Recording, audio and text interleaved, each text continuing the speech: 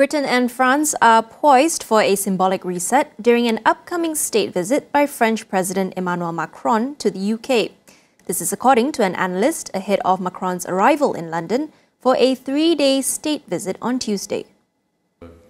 Macron is expected to meet King Charles, speak at Parliament and take part in a UK-France summit with British Prime Minister Keir Starmer.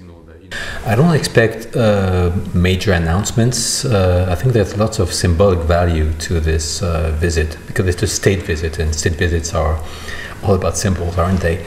I believe that it's a time. The timing, of course, is very important because it comes at a moment where, there's a need, I think, to catch up after the damage done to the bilateral relationship after the Brexit negotiations, when France was more or less playing the bad cop in that sense.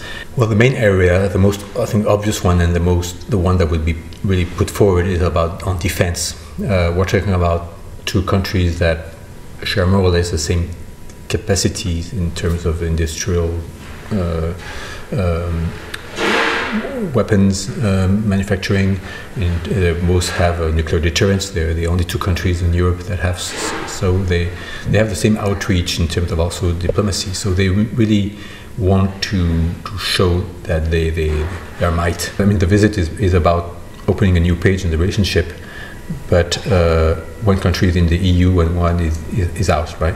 And so I think the limit of this bilateral relationship is that when it comes to migration, defense, to education, to energy, to trade, a lot of what will be discussed during this visit, the EU comes in the way because a lot has to also be dealt at EU level.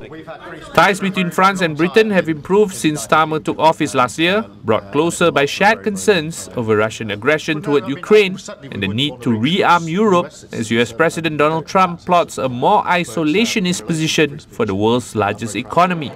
During the summit, the two leaders are also expected to discuss measures to tackle a growing number of channel crossings by migrants.